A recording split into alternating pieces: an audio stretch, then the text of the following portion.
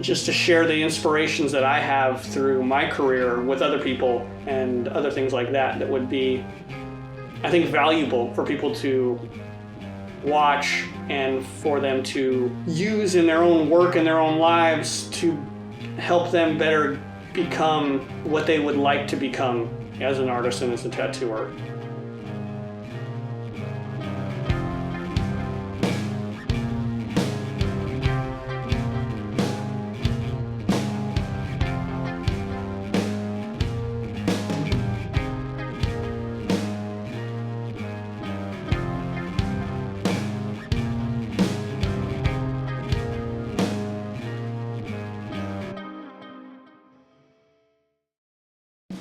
My piece wasn't really about, oh, I'm just gonna be fucking evil. It's more about just commentary, like, I don't know, it's something about it. So I thought, I'll put smiley faces in the eyes, and I remember showing Luke the drawing and him going, you're gonna put smiley faces where the eyeballs are? I don't know, maybe a little bit unsettling kind of approach to the Reaper. Just a weird little element into it that takes away this, like, super wannabe evil feel of it. It was really fun to do the piece. That Robert gave me, my client Robert gave me a ton of freedom with it. Obviously, he just picked from the idea. It wasn't even a drawing. It was just some words, you know, basically. I sold him on some words. Hey, this is my concept. Okay, cool. Put it on my whole front. And he did, because he's a great guy and he had a lot of trust in me.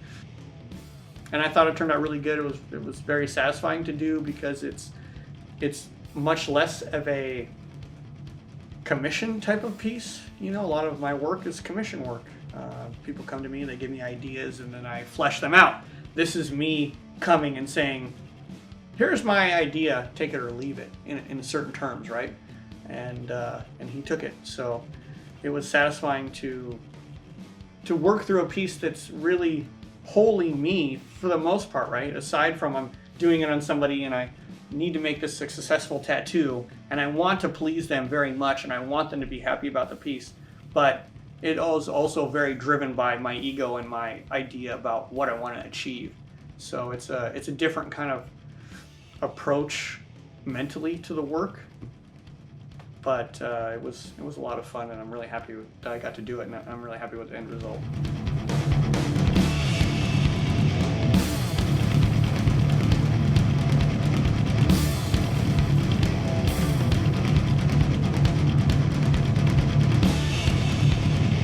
I had and have a list, and sometimes they're drawings, sometimes they're sketches, sometimes they're just written down as words. Tattoo ideas. Some of them are art ideas, some of them are tattoo ideas of concepts that I want to do for art. My idea was to have a Grim Reaper have a hood that was made of human flesh that was stitched together from different hides of different dead people or live people, whatever. I don't know how the Reaper does it. And stitched together, and then so to indicate that the skin is from different people, we'll have little stitch lines in this hood that the Reaper is wearing. And then I would have different styles and generations of tattoos on the skin. My idea was flesh on the inside of what it's wearing. So on the inside, it's all fleshy, bloody, blood running down the face of the Reaper. The eyeballs of the Reaper I turned into just smiley faces because I thought it would be a really, like, I don't know, maybe a little bit unsettling kind of approach to the Reaper. I was going to have the sickle behind on the front of the guy and the gamut of tattoos. So I thought, what kind of tattoos can I have on this piece to kind of run across a lot of stuff? So I was like, well, let's start with something contemporary. What's something really contemporary, but not like, you know, cool tattooing? I was like, oh, we're going to do a little bitty flock of the silhouette birds flying away. I was like, that's going to be perfect. It's going to be like off the bikini line of some chick. She got fucking gaffled, that piece of skin there. So that's going to be on the hood. And then I thought, oh, we're going to do a Bob Wicks girl just from the Flash, just from his Flash. So I did a Bob Wicks profile girl head on there because I was like, super classic. It's 100 years old. It's amazing. So we'll put that on the hood. And then go on and up. And I was like, okay, I want to have like a biker piece. So I just had FTW lettering. And I thought that would be cool because it's done in a kind of biker style, just black and gray. And I also felt that the FTW was a really good commentary to put with this piece because I wanted them to make sense in the way of that the Reaper doesn't care who it's after, what it's doing, or whatever. It's just like everything's fair game. Everyone gets swept away with death. Obviously, they do. Then moving across, I had kind of a Cholo tat, which was just the praying hands, and I also thought that was really good commentary on there because like you know, it's just, I thought it was funny. And then below that was some old English that said, only God can judge me. I thought that was also a funny piece to add there. And then I had the other side of it was a really old Ed Hardy, real traditional dragon, like late 60s one, super simple. So I kind of felt like I threw kind of a gamut of tattooing in there.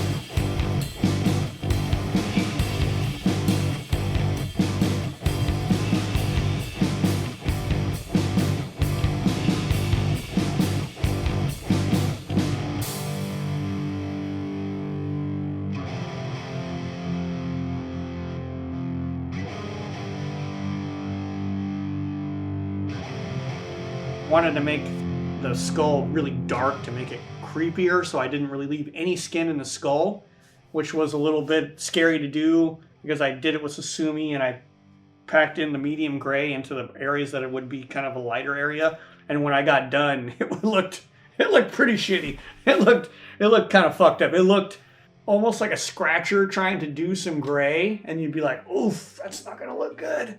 Man, you just overworked the shit out of that. You just overshaded it because you didn't know what you're doing or how to achieve this look you wanted. And you see when people don't know what they want to achieve or how they want to do it. And sometimes they just keep going. It's like they can't stop themselves. They just keep shading or doing something because they're insecure about what they want to achieve. They don't know how to get there. So they'll do a little bit and they can see that it's not working. And they figure if they do a little bit more, maybe it'll look better. And then they just do a little bit more and then it's just trash. That's what it looked like at first. It was pretty funny. It came back and it looked good, but it was a little bit of a leap of faith because I hadn't used that Sumi very much at all yet. And even Zach was like, dude, that looked kind of gnarly. when he left, I was like, don't worry, that'll be good. So Robert came back for his last session, and I had done one side of his ribs. We had, the session before, he had a weird gap because he got a back piece, and ironically, his back piece is it's a very religious, Catholic-driven imagery, and on his front is just a real fucking mess of kind of deviant hell imagery. And so it's a really good dichotomy. It's really funny. So we did the other side. I drew all the flames on him, and then outlined all the flames, started shading, did some whip shading in the back of the flames there. You can see just with black. I just decided I didn't want to use any grays. I just wanted it to be super basic and hard in the background, and leave the softer stuff in the front, like the more subtle things on the skin, cloak and all that to be the focal point. And if I added too much gradation in the background, it would fight with the front. I just did real traditional flame colors, you know. I just did red, orange, gold. That's it. And he came back, and I don't know what happened to the orange. It looks fucking weird. It looks like I put in some kind of washed out peach color or something, and I never have had that happen before. And the problem was with it, I don't remember what orange I used. I think I know what orange I used, but I'm not sure. So I had to color in the other side of the orange again. Just hit all the orange again, much to his chagrin, I'm sure. Because getting ribs tatted is a motherfucker. It made me mad, actually, because I felt bad, first of all, that the pigment failed me, because I knew it wasn't my technique, because everything else was solid. And then secondly, that the pigment failed him, because he had to get his ribs done again. And hopefully the orange I put in this time doesn't do the same thing, because he's going to have fucking some weird washed out peachy orange shit that's going to make both of us mad.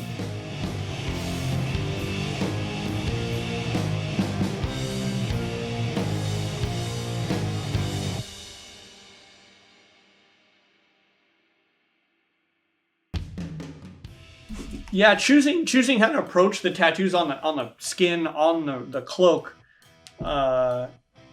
wasn't hard per se, but you know, I wanted to be mindful of how to approach that to really give me the effect they look like they're an older tattoo on the skin. Like the black and gray stuff that I did, that was easier, right? I could just use more of a gray tone versus a black to get those effects. And then, of course, I had to do a little bit of stuff with the fold of the skin and make an image skip on that and everything to make it look like it's folding on that area and not, you know, not just sticking on the top, because it's going to ruin the effect that I'm trying to achieve. But the color tattoos of the Ed Hardy dragon and the Bob Wicks girl head, I wanted those to look even older. I wanted them to look like they were done in the era that the images were designed. It was more complicated than just going like, oh, I'm going to make them a little bit lighter. I wanted them to look older.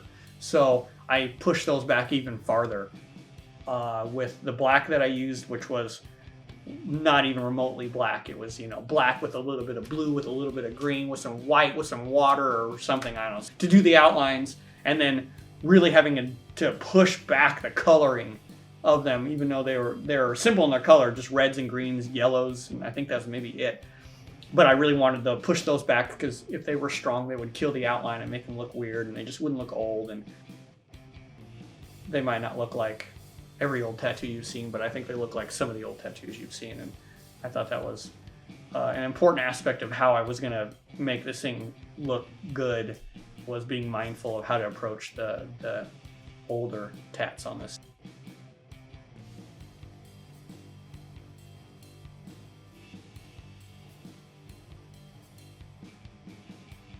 Yeah, to achieve some of the looks on this piece, I had an idea, and I knew I wanted it to go really dark, which could potentially land you in some problems because you can close it up, ruin the legibility of the piece. But I figured I could pull it off if I did it right. So I knew that I wanted to do a lot of black, just black, for the majority of the skull, to push it hard, because I knew the exterior would have no black shading in the hood, aside from the line work. That's it, and a little bit of black in the dark parts of the fleshy, ripped open underneath side of the skin. But otherwise, it was going to be a lot of skin itself, because I didn't want to overshade that. So I only used a little bit of light browns in the cloak, aside from the little lighter tattoo parts. So I knew that the contrast was going to work in that I have darker part of the flame in the shadow behind, and then I have this light part of the hood, and then I have a dark face, but with white teeth and light eyeballs. So I knew it was going to have like a positive, negative, you know, a lot of contrast, dark light thing happening. And I figured the best way to achieve that was to work that black out to a certain aspect until I felt it was not too much, but enough to make that thing dark. And then I figured, well, I'm just going to go ahead and roll the dice to a degree and use my medium gray and just pack it solid. I packed it like I pack color, basically, and just shove that in there all the way. And I only used a lighter gray on a couple little spots with like the tip of the nose, and that might be it. It might be the only spot I used any of the light gray. It might be only medium gray on the rest of the piece. And then in the back part of and I just kept it simple because I wanted it simple. If I would have done more variations of gray, the thing wouldn't have come off as dark and menacing. It wouldn't have felt like the piece is made of a dark material if I would have went lighter. And then the background of the fade inside the mouth, I wanted to go from black to a light colored, you know, infer some kind of hell flame feel. I just went black to a dark red to a medium red to orange to gold. You can achieve a lot with a very little if you do a lot of technique. You don't have to have black to dark red to medium red to light red to dark orange to medium orange to light orange to dark gold. You can just cut all that stuff in between by using technique, just as you can get a ton of variation of a black shading by using black in your hand. As you don't need a lot. So I think it works in our advantage to use less to get more.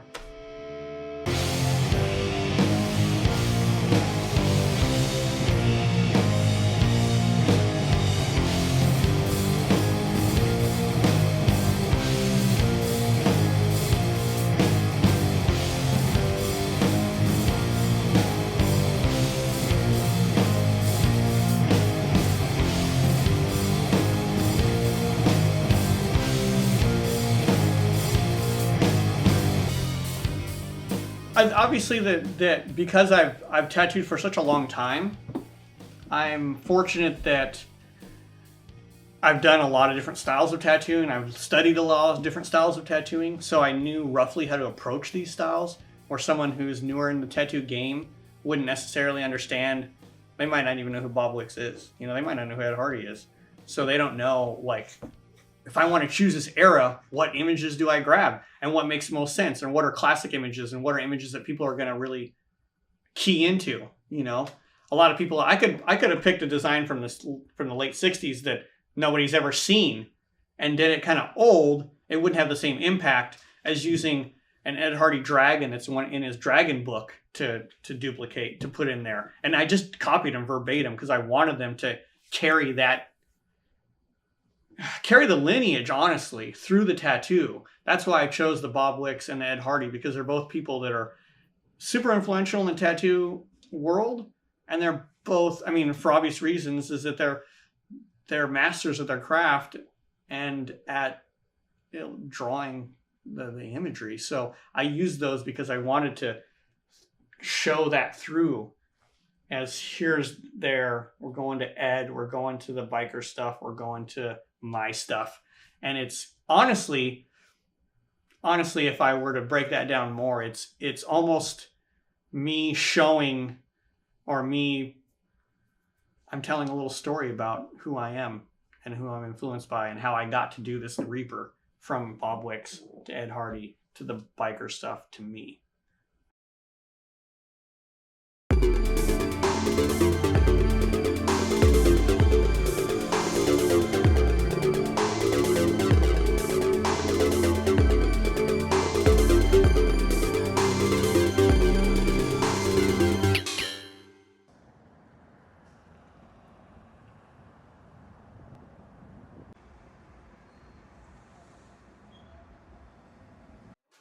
Did you ever have this ruler when you were little? Which one? Oh yeah, I actually did. The dino one? Yeah. Yeah, dude. That's so sick.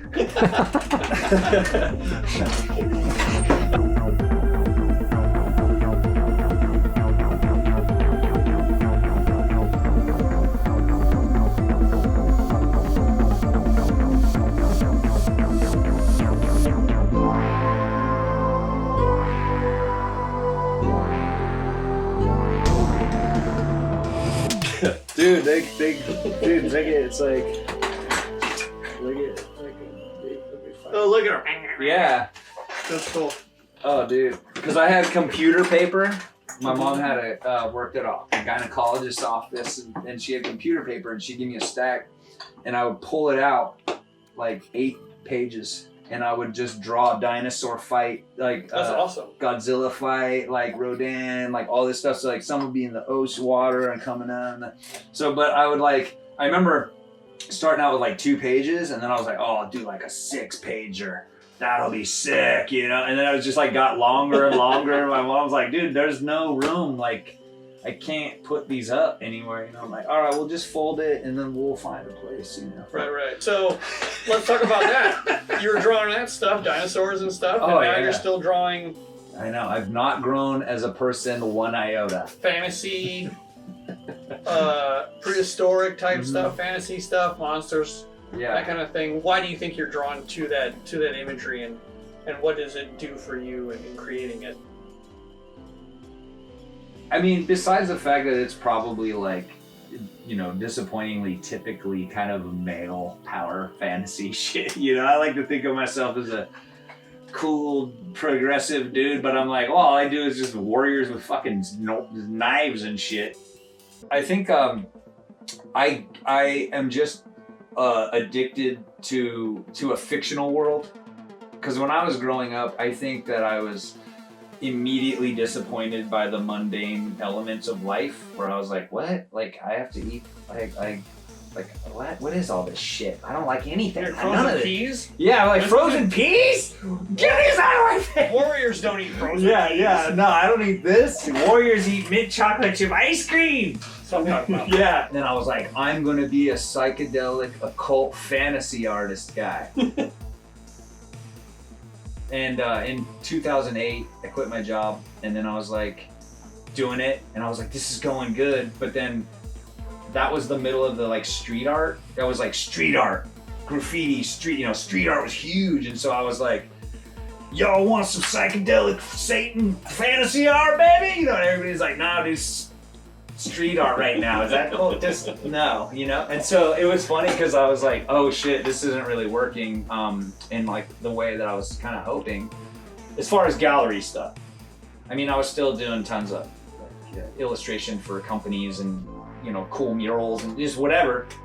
But the fantasy shit and this sort of weirdo illustrative psychedelic type of shit, interestingly enough, kind of like started to take off when like Instagram started to really take off. I thought, I was like, wow, it's kind of, because like you'd see that a lot of illustrators who like weird stuff, who don't have a place to fit in, were able to kind of be like, hey, look at my shit, you know what I mean? And so it's kind of cool because there were some moments where I was like, this is not gonna work out, man. This is brutal.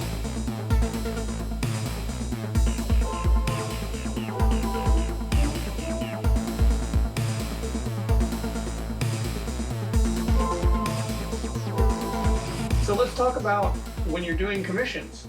Yeah. How do you navigate that into getting something that you create inspiration from, or you figure out how to navigate in a way that you still get joy out of creating for something that isn't your idea, or maybe you're making, I don't know, like not a sacrifice, but right. How to make the concessions or whatever? Yeah, exactly. So like recently, this guy hit me up and he's like, I like old school stuff. Also, all right, how old are you? You know, he's like, 40 or something. I go, okay, so old school stuff, Saturday morning cartoons in 1985. Okay, and then and he's like, yeah, totally. I go, all right, what did you like? Who do you like? What's this? You know, who do you like? And I go, give me a list, you know. And then I go, and then I say, okay, cool. These are the things you like. Okay, I like those too. This is gonna work out. Prince, MODOK, the Hulk, Dungeons and Dragons, like all this fucking rad That's shit. plenty enough information, right? Yeah, You're and like, I can only need one, and we Yeah. can go from there. And I'm like, you cool, got a here we whole go. bunch. Okay. And so then I was like, cool. And then like I just sit and I do my little research. I go, what do I like? What are the things that my interpretation of this stuff? Like, And how what do does I that like? what does that look like when you're doing research for a project like that? Like when you grab a reference, like how do you use reference when you're working on a piece? Time period specifically, or the things that I think kind of encapsulate like the energy of that like person or that, you know, Okay. yeah, the request. Like I go books, internet, or like records, like my old records. I look through all I can do the artwork on records, like vinyl is fucking nuts, man. Like people need to go back to those, like look at that shit. So I'm like, oh, looking through pictures of Prince, or like looking through my comic books for like a specific panel of like the Marvel comic where I'm like, this is the vibe, like this shit right here. Boom. I am a tweaker, illustrator, inker guy, you know.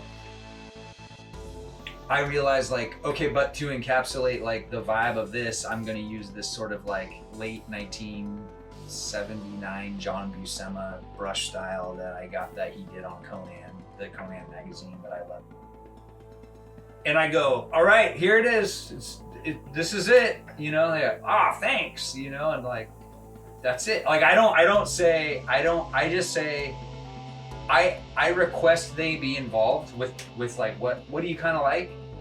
But then I go, okay, that's it. Like, you're involved there, but like, I'm in charge of the rest. Right. That's my job, man. You came up to the castle to knock on the door of the wizard or whatever, and I go, yes, I'll make you a spell or whatever, or I will change your daughter from a frog into a daughter again. But I think that like it's important for artists collectively to always reserve that sort of like, you're coming to that me. space. Yeah, you're coming to me. So this is what you're getting. This is what it is. Right. Because if you don't want me, Yeah. then don't ask me Right. for the thing, right? Because if you are asking, Yeah. you know, me to do the best work I can, Yeah. then that comes from an inspired space. It doesn't come from a micromanaged space. Right. So the more I micromanage and ask from this artist, the less I'm getting of what I seek out of the artist. Right. Yeah. But I think that everybody kind of considers themselves to be a creative person without doing a lot of like personal work to cultivate it. And I don't want to dissuade that, but I want to encourage people to understand that like when somebody's been doing something for 40 years or so, like they might be better at it and interpreting it than you. And if you don't like their particular way of how they, interpret reality in their art, then you could talk to the other person, but don't like try to ask them to adjust to their skills to your inability. Like that's weird. That's a weird. Right. Like what the fuck is that? Like that's so trippy. like hey Neil Young, could you write me a song? Yeah, but I don't want it to be about all that stuff. Like make it like about what I like. You know?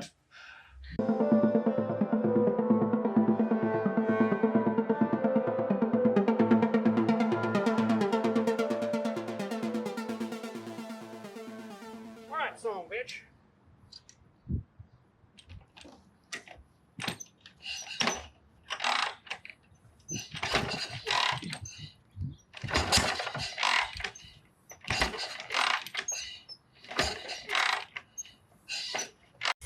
So Henry, I noticed in your more recent work, you've been doing stuff that's a little more fine line overall. Mm-hmm. And then I felt like in the last year, you've really started to push on that more, which is a much thinner line than you used to do for everything. Yeah. So overall, you have a piece that's finished that's even a larger piece than like the heaviest outlines, like Type 5 or something. Yeah. I think moving back to Los Angeles, like there's a lot of fine line work out there. Right. And it's apples and oranges. They're both good, but Bay Area seems to be apples and Los Angeles seems to be oranges. And the style out there is more or less fine line, and people ask for it more. And so I'm trying to adapt that into your what work. I do, but Okay. still to keep that look.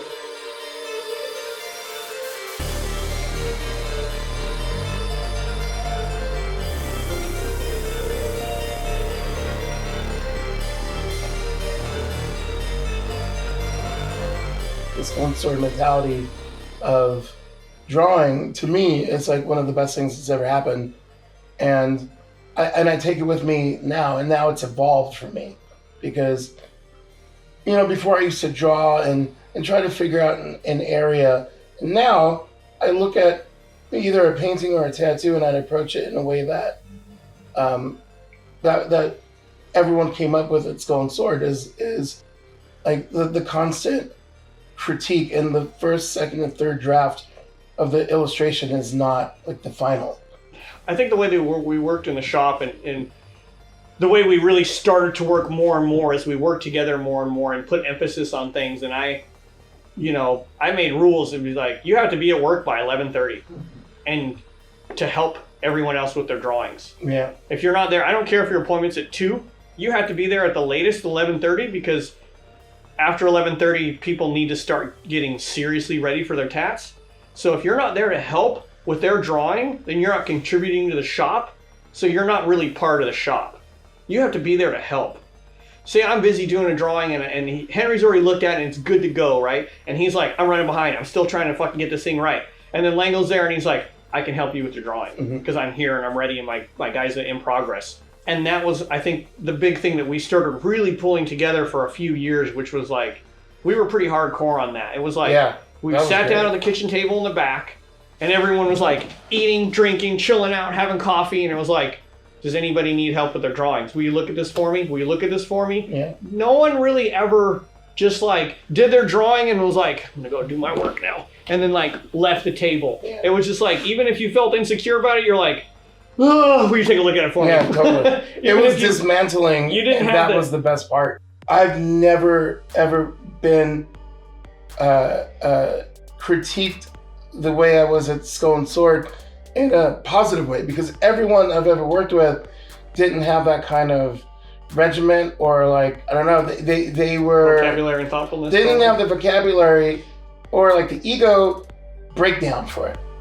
It was, oh yeah, that's fine, cool. Or like, yeah, that's fine. And to me, when people say, yeah, that's fine, it's like, all right, well, shut up and make me money. You know what I mean? Like, this was way more than that. This was, fuck the money aspect, that's gonna come. This is like, this is who you are, and this is you putting your best foot forward. And to get like an outside look from other people, even if it's like the mailman, or like, your dog walker, or your little sister.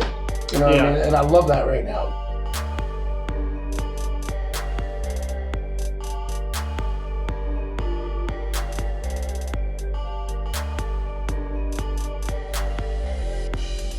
What do you do before you start a drawing?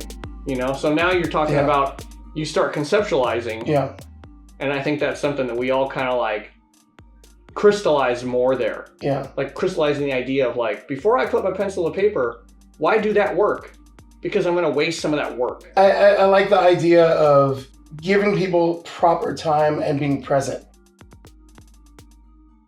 Before, I was cultivating a way to make myself a lot more efficient. And I think the magic bullet for me personally was just to find out that how present I was made me a better artist. I didn't come to that realization for a minute because, we're workaholics. Like, we're working all the time and like we're constantly perfecting. But when is the point where we take a step back and say, okay, well, how can I be more efficient and how can I be more present? And then how can I give a better product to the client? It comes from the homework, and it comes from like, I want my time reciprocated. I don't want to waste your time, as I hope you don't waste mine. And so if you hire me for a job, I'm going to go above and beyond because I want to give you something that I haven't seen before yet. The push on that makes me happy because I think what I'm doing is just a matured version of what I've learned at the institution of Skull and Sword.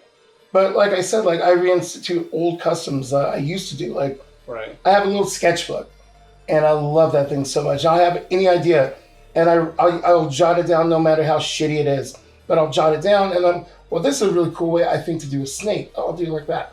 It just takes me literally 3 seconds. Right. And I put it away, and then I let it sit for a minute, and then I go back to it later, and then I look at the movement on it, and then I blow it up, and then I look at the movement on that, and I'm like, well, this, I think I'm onto something right here. So I'll elaborate on it. Then I'll send it to you, or I'll send it to another friend of mine, and get a little insight on what they think, how I should do a movement on it, and go from there. I'll take my little sketchbook, and then, I'll compose a painting the size of my thumb. And it'll look good right there. I'm looking at it like I'm looking at it, a painting from across, the gallery at the Louvre. I can see it from all over there. Okay, I think that'll work. So I'll compose a painting like that, and a tattoo like that. And I believe I have better results with that little sketchbook in my process. I think we all started to realize how important just little throwaway thumbnails were. Oh my God, yeah. And furthermore, drawing at a smaller scale for a larger piece, because then you don't end up jamming too much detail into it, because you can't draw too much detail into a small piece. Nope. I mean, honestly, what we did a lot of the time, we would take our tracing and we shrink it to 25%. Mm-hmm. And then we do the drawing done at 25%, and then we blow it up on the copier to make the stencil. Yep. That way you wouldn't put too much detail into it, and you knew when you looked at it at a glance, you could see that if it was stiff or weird, it was just, there was an easier aspect about it. And then furthermore, when you draw large scale, it's harder to have your hand's like signature and its motion and its energy into it, because you have to use your arm more. Mm-hmm. And that, then to me, that doesn't really apply to like illustration as much. It applies more to like painting or something. You can get some motion out of a painting, but it's really hard to take a pencil and be like, okay, I'm going to trace the wing of this bird, and be like, I'm going to like you can't really do that, right? Like you got to be like, okay, I'm going to fucking make this line nice. Some people can, but we connect can't. this one here. Yeah, okay. Some people can. Yeah, sure.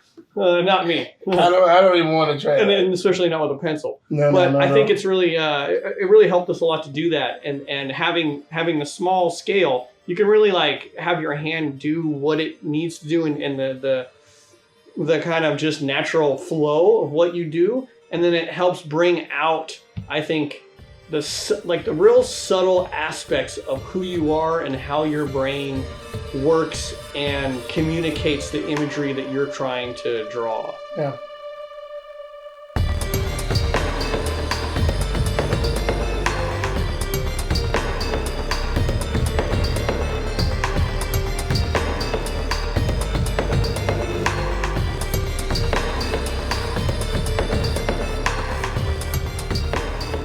I like to take advantage of obtuse shapes. And so, like earlier, the stencil, I constructed it from the photograph. And the photograph is different than once they see it on the actual skin. Right.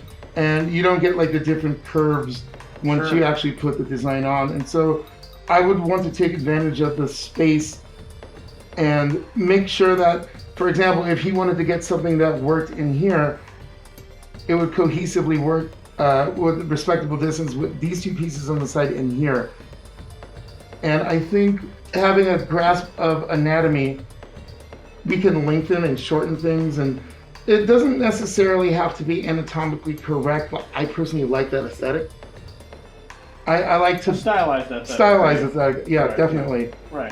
But if it's based in reality and it looks believable and it works in the space, I think with all the right weather conditions, it just makes the piece that much better. Right. But I really do enjoy taking advantage of the space and giving a balance in the distance. But also your ability to understand the right ways to draw that gives you the ability to draw it in a stylized way to fit in ways that aren't necessarily anatomically right. They're stylized, they work, but they're not realistic. But it's believable because it's based in reality. Right. Well, going back to line weight, what we talked about earlier, I started out doing black and gray with a fine line. And so I'm kind of reconnecting to those roots with this. This is a little bit different than maybe more or less traditional black and gray piece that I would have done a few years ago. I'm approaching this as more of an illustration, but as constructed as a tattoo. And so what I would do is certain parts I'm going to calligraphy the line as I go into it, and focus mainly on the aspect of the thirds method still, which is a third black, a third color, and a third skin. And we're substituting color with gray. If I have that balance, I know I'm going to have a good tattoo. So in the beginning, I'm just going to sculpt as many lines as I can with a tight 3. Okay. And we're going to go from there. And certain points of that, certain line weights are going to have different textures. So for the example, I'm going to have the cowl over the head of the animal a different texture than the feathers. Sure. Then a different texture than the talons. But I'm going to try to make it a shiny creature. I hated the iPad in the beginning, the idea of the iPad, only for the simple fact that lazy people are going to get lazier. Mediocre people are going to get mediocre. And people that won't use the tool the right way will always take a shortcut. And that bums me out artistically for other people. Not for myself, because I know my process and whatever. But people will not use their full potential, and they'll... Why? Do you feel that people just trace stuff mostly? Exactly. Okay. Exactly. So but they cheat themselves out of learning how to draw. And you feel that way because you value... Oh, I love it. You value the ability to draw a lot, right? I mean, that's something that has been mine that no one can take from me. I've cultivated that from a very early age, and nobody gets good at drawing by being a popular person. You know what I mean? As we know, you cultivate your art because that's your solitude, and that's the crux of who you are. That's your thing. And to me, that's a very precious and sacred thing that I don't want to see squandered by anybody. The part that I do like now is I've got to use the iPad, and I've familiarized myself with it.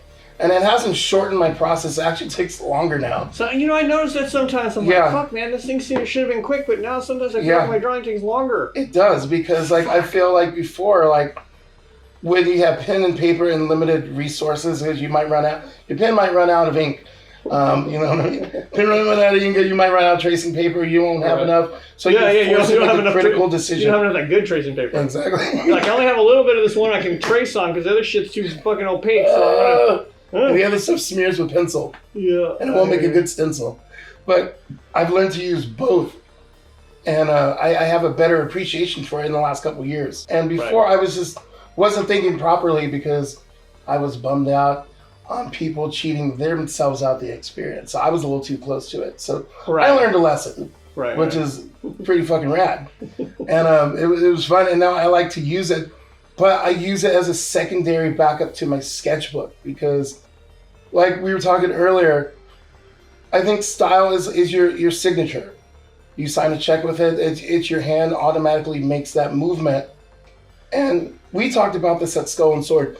How do you keep and retain your style to make it look like your hand did it? And that sketchbook is one of my processes that I think is so important for me because I can show you how to do my signature and your shit will not look like mine. It'll mimic it, but it will not be it. Right. Just same thing with me to you. I can try to do your signature, but it will never be your signature. Right. And so that little sketchbook helps me retain my style. And then when I want to elaborate, I'll take that sketch and then I'll take a photo of it and then I'll put it into the iPad and then we'll go from there.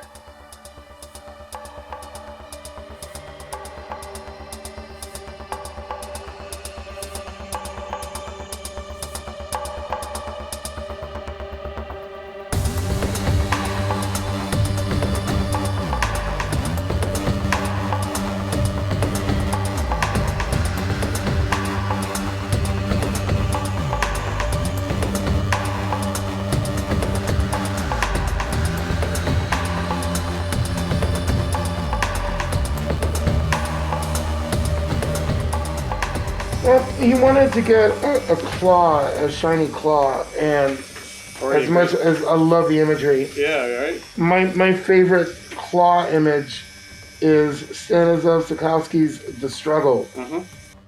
I love the fact that, like we were talking about earlier, when you're talking about a rose, every single petal and leaf has to have its own personality.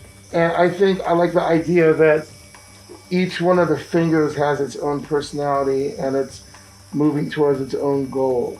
And so that idea in a claw working together, I think, could be just fun looking imagery.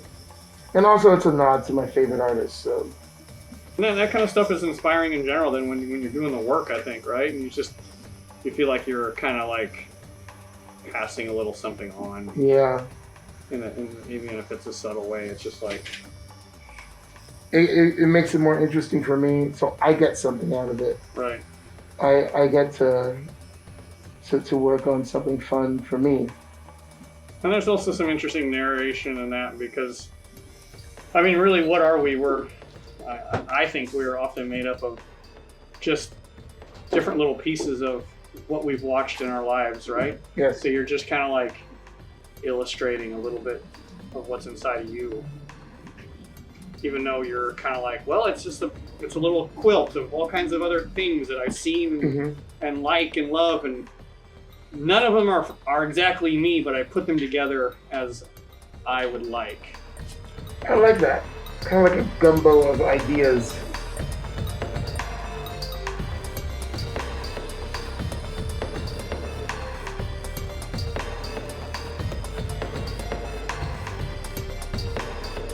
So let's talk about some of your painting, Henry. Because you've been painting for a real long time. You were really involved, real busy painting when you were at the shop with me.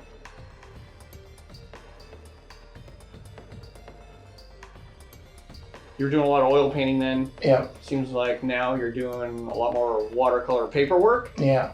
I'm still oil painting, but I don't post anything remotely close to what I used to, or show my oil paintings, because I believe these days there's some things I want to keep for myself and cultivate more before I share them with people.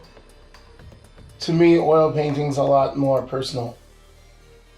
When I was painting oil a lot, working at the shop, I was on a mission, and I was trying to get out what was in my head and get a series out that was really important to me. And it was really important for me to master oil, to paint in that style.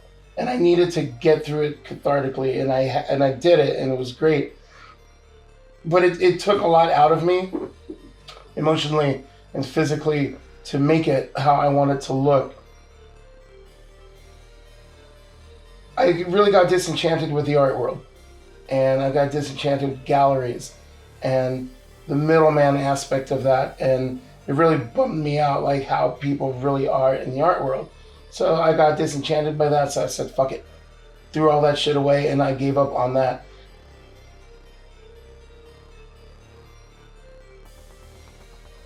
I'm a tattooer. I show my paintings if I want to show them, not if somebody wants me to do a show for them. Like, I just got sick of that. And so now I personalize my relationship with my oil painting so it's a little bit more private. And when I'm ready to show my new series, I'll show it.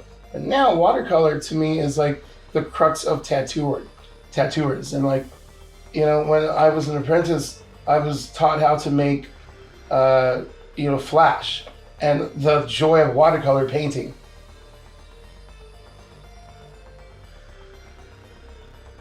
It's a lot more accessible, and since I moved to Los Angeles, like, my artistic life has changed.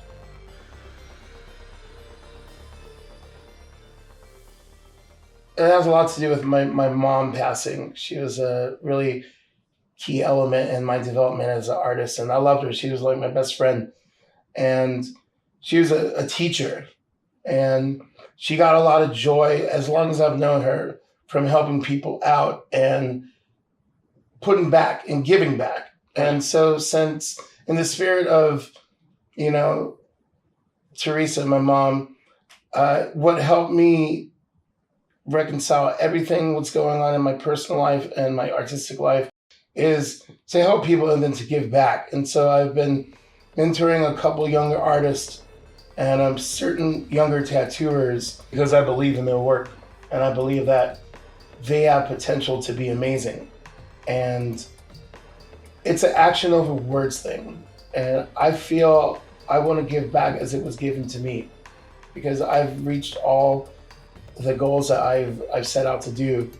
And I mean, there's nothing better to me than giving somebody what was given to me in a respect where I can see them develop. And Right. I don't have any children. I don't plan on having any at all, because I had a big family. And so to me, if I can give somebody help in their career or point them in the right direction as I was pointed in the right direction, Right. I mean, my job is done, and I take a lot of joy in that.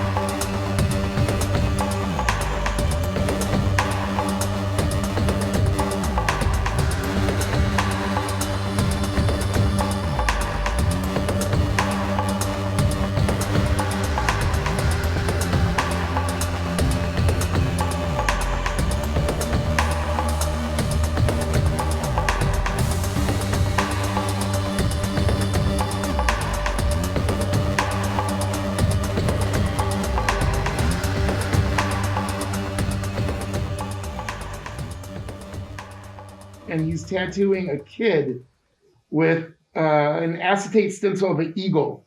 And he's almost done with the tattoo. I saw the acetate stencil right there. He's tattooing the kid. And he has this ultrasonic on his station filled with sludgy water. I'm just sitting down being 21 and nervous and looking at this old dude tattoo this kid, and he's just tattooing with such a fucking vengeance. It was crazy. But he started to finish this eagle on this kid's chest. And it was acetate stencils. First time I've ever seen that ever happen. So like he is washing out his needle, his tattoo machine in the ultrasonic.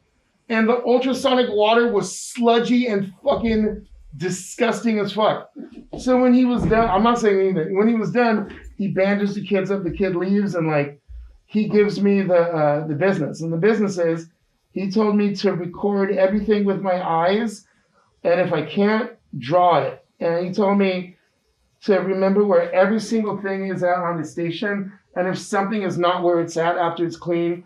He showed me this 357 he had under his lap cloth, and he had this gun. It was just sitting on his lap, and a towel, just an old gray puce towel. And he showed me this gun. He's like, if anything's stolen or moving, you're gonna feel the business into that. And I'm like, sir, yes, sir.